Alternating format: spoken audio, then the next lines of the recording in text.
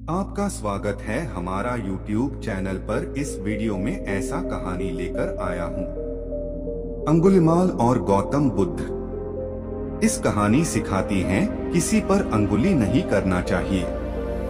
चलिए दोस्तों, कहानी शुरू करते हैं। दोस्तों, एक समय की बात है। महात्मा बुद्ध बिहार के पास एक राज्य में भ्रमण पर जा रहे थे। तभी वहां के एक गांव में वह रात गुजरने के लिए रुक गए और फिर वहां के लोग खूंखार डाकू अंगुलीमाल के बारे में बात करने लगते हैं। तभी महात्मा जी ने उन आदमियों को बुलाकर पूछा कि भाई, आप लोग किसकी बात कर रहे हो? तब आदमियों ने बताया कि महात्मा जी, हम डाकू अंगुलीमाल के बारे में बात कर रहे हैं।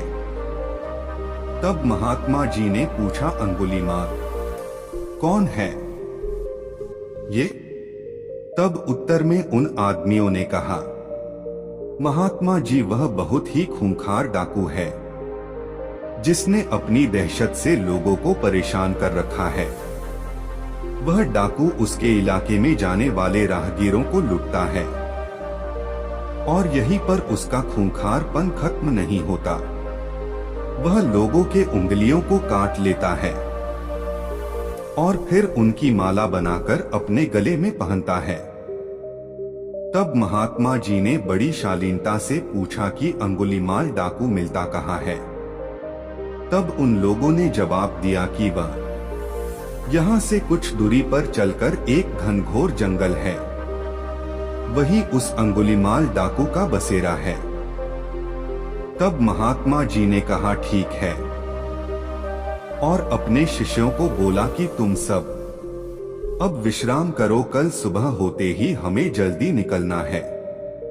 सुबह हुई और महात्मा जी ने अपने शिष्यों को कहा कि चलो शिष्यों, अब हमें उस जंगल की ओर प्रस्थान करना है। तब सभी शिष्य डर गए और बोले, जंगल की तरफ? लेकिन गुरुजी, वहां तो डाकू अंगुलीमाल का वास है। अगर हम वहां जाएंगे तो वह हमें मार डालेगा और हमारी आंगुलियां काटकर उनकी माला बनाकर धारण करेगा। तब महात्मा जी बोले कि शिष्यों, कभी भी किसी परिस्थिति में डरना नहीं चाहिए। लेकिन कोई बात नहीं, अगर तुम लोग नहीं जाना चाहते तो कोई बात नहीं, मैं तुमको वहां जाने के लिए बाध्य नहीं करूंगा, जैसी तुम्हारी इच्छा।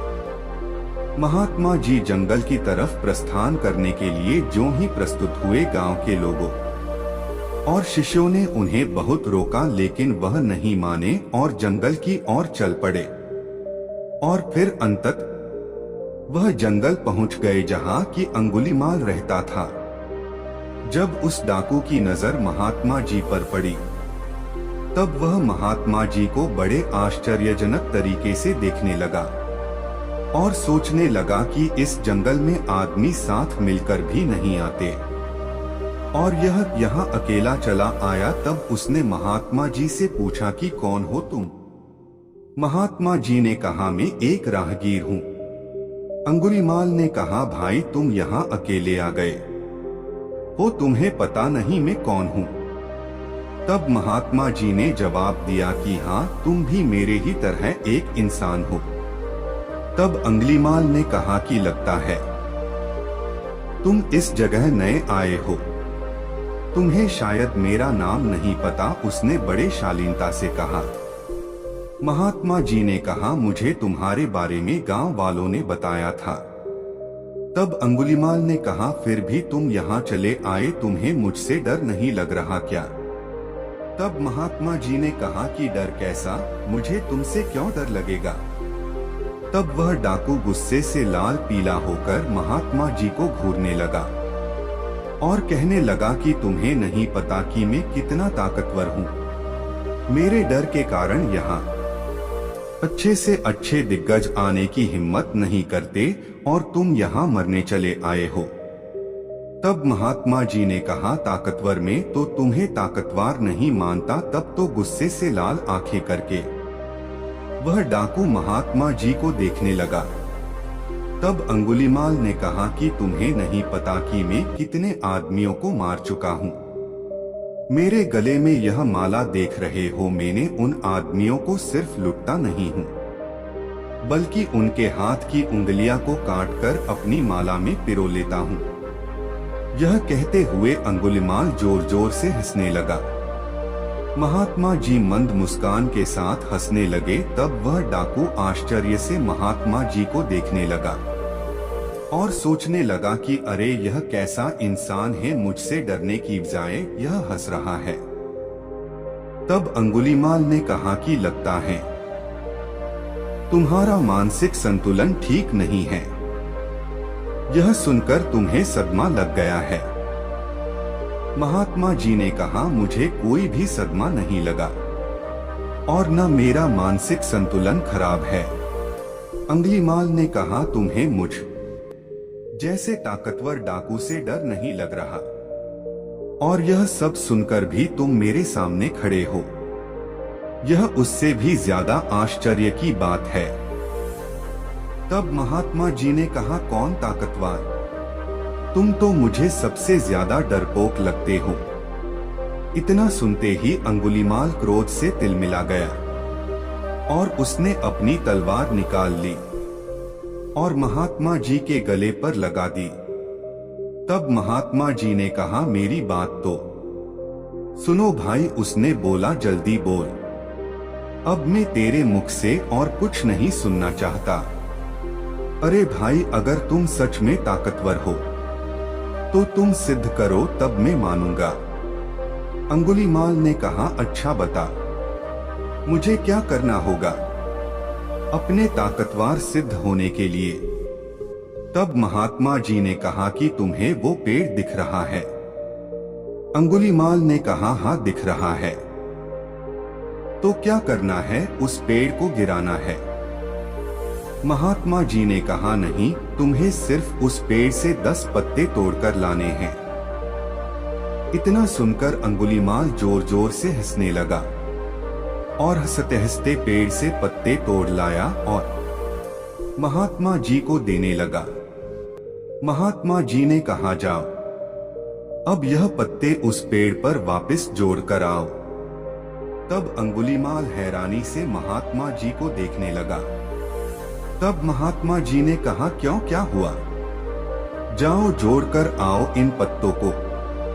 तब अंगुलीमाल बोला कि यह कैसे हो सकता है कि एक बार कोई चीज टूट जाए वह वापस कैसे जुड़ सकती है? तब महात्मा जी बोले, क्यों, तुम तो बहुत ताकतवर हो न, फिर इन पत्तों को तुम क्यों नहीं जोड़ सकते? मैं तो तुम्हें जब ही ताकतवर मानूंगा जबकि तुम यह पत्ते वापस पेड़ से जोड़ दोगे, नहीं तो तुम डरपोक हो मेरी नजर में। असली ताकतवर तो वह होता है जो कि टूटी हुई चीजें जोड़ दे, जो चीजें तोड़े वो कैसा ताकतवर? यह सुनकर अंगुलीमाल महात्मा जी के चरणों में गिर गया और उनसे कहने लगा कि महाराज जी, मुझे क्षमा करे, सचमुच मुझे आज एहसास हुआ कि मैं कितना बड़ा पापी हूँ। मैंने कितने निर्दोष लोगों का खून बहाया और उन्हें लुटा। महात्मा जी बोले कि तुम्हें अपने पापों का एहसास हुआ, यह बहुत बड़ी बात है। अगर तुम्हें सचमुच अपने किए पर पछतावा है तो आज से सच्चाई और अच्छे राह पर चलो, दीनों की मदद करो और अपनी ताकत का इस्तेमाल जरूरतमंदों की रक्षा में करो। तब से अंगुलीमाल अच्छे रास्ते पर चलने लगा और सबकी मदद करने लगा। इस कहानी में हमने देखा कि खूंखार डाकू और महात्मा बुद्ध की आत्मविश्वास भरी मुकाबले के बीच एक अंतर था। जबकि डाकू आत्मविश्वास की कमी के कारण हार गया, महात्मा बुद्ध ने अपनी आत्मशक्ति को पहचाना और सच्चे आत्मविश्वास की प्राप्ति की। हमें यह याद रखना चाहिए कि जीवन की हर मुश्किल से लड़ने के लिए आत्मविश्वास हमारी महत्वपूर्ण उपकरण होती है। हमारी जीत या हार आत्मविश्वास पर निर्भर करती है, और जब हम सही तरीके से आत्मविश्वास को समझते हैं और उसे विकसित करते हैं तो हम सचमुच अपारतंत्री हो सकते हैं। तो अगर आपको यह पोस्ट अच्छा लगा हो तो अपने परिवार और दोस्तों के साथ जरूर शेयर करें। दोस्तों, एक बार की बात है, महात्मा बुद्ध जी अपने कुछ शिष्यों के साथ नगर भ्रमण पर निकले हुए थे। चलते चलते शिष्य बहुत ज्यादा थक गए। तभी कुछ शिष्यों ने महात्मा जी से कहा कि गुरुदेव, अगर आपकी आज्ञा हो तो क्या आज रात यही विश्राम कर ले। तभी महात्मा जी बोले कि कोई उचित स्थान दिखते ही हम वही विश्राम करेंगे। तभी चलते चलते उन्हें एक महल दिखाई दिया। वह सभी उस महल की तरफ बढ़ने लगे और महल के मुख्य द्वार पर जा पहुँचे और फिर द्वारपालों से जाकर कहा, हम महल में प्रवेश कर सकते हैं। तभी द्वारपालों ने उनकी वेशभूषा देखकर उन्हें और उनके शिष्यों को अंदर जाने दिया और वे राजा के दरबार में जा पहुँचे। तभी राजा ने बड़ी विनम्रता से कहा कि मान्यवर, हम आपकी क्या सेवा कर सकते हैं। तभी महात्मा जी ने कहा कि हे राजन, क्या हम आज रात आपके महल में विश्राम कर सकते हैं। तभी राजा ने क्रोधित स्वर में कहा कि यह मेरा महल है, कोई विश्राम स्थल नहीं है। तभी इस बात पर जवाब देते हुए महात्मा जी ने कहा कि अच्छा ऐसा है। तभी महात्मा जी ने सवाल पूछते हुए राजा से पूछा कि हे राजन, क्या आप बता सकते हैं कि आपसे पहले यह महल किसका था। तब इस बात का जवाब देते हुए राजा ने कहा कि इससे पहले यहाँ मेरे पिता का राज्य था। तब महात्मा जी ने कहा कि अच्छा, अब एक सवाल का जवाब और दीजिए कि आपके पिता से पहले यहाँ किसका राज्य था। तब राजा ने गुस्से में तिलमिलाते हुए कहा कि आप यह कैसे सवाल कर रहे हो। मेरे पिता से पहले यहाँ मेरे पिता के पिता अर्थात मेरे दादाजी का राज्य था। तो राजन, एक बात बताए कि जब आपके पिता और दादाजी यहाँ से गए तो यह महल क्या अपने साथ ले गए। इसलिए कहा गया है, जो भी इस संसार में आया है वह खाली हाथ ही आता है और खाली हाथ ही जाता है। इसलिए इस संसार में कुछ भी स्थायी नहीं है, सब कुछ यहाँ अस्थायी है। महल दुम्हले सब कुछ यहाँ विश्राम स्थल है।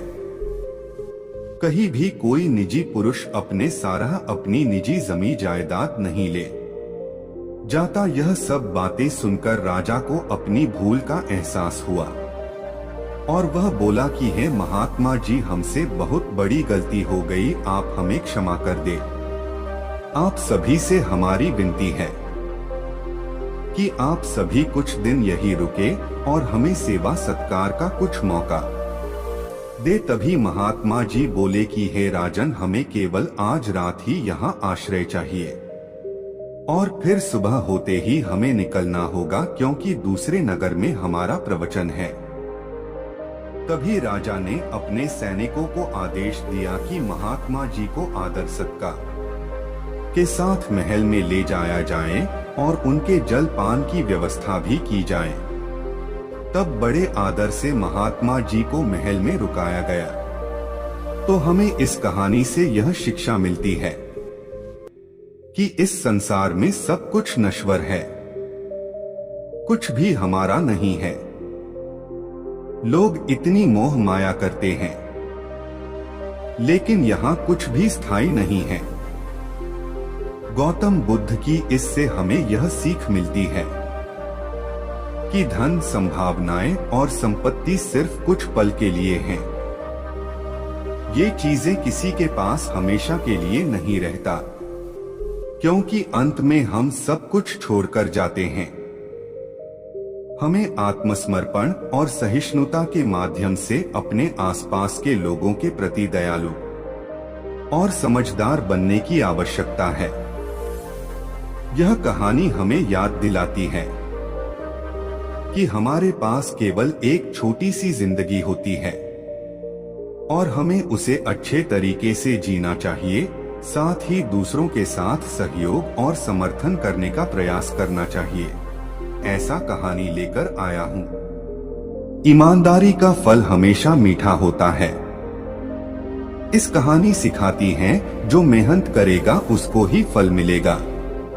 चलिए दोस्तों कहानी शुरू करते हैं। दोस्तों, एक बार की बात है, महात्मा बुद्ध अपने शिष्यों के साथ नगर भ्रमण पर निकलने वाले थे।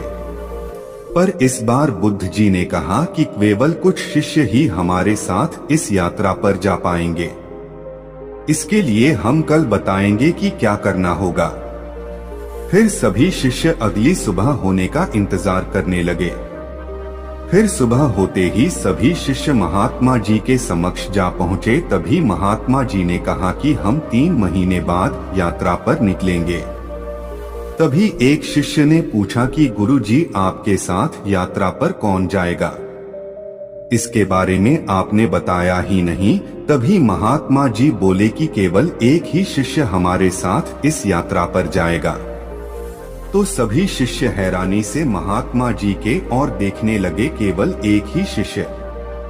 तब महात्मा जी ने कहा कि हाँ, और इसका चुनाव हम एक परीक्षा द्वारा करेंगे। जो इस परीक्षा में उत्तीर्ण होगा वही हमारे साथ यात्रा पर जा पाएगा। तभी सभी शिष्यों को गुरु जी ने एक एक गमला दे दिया और बोले कि जिस भी शिष्य का पौधा सबसे बड़ा होगा वही हमारे साथ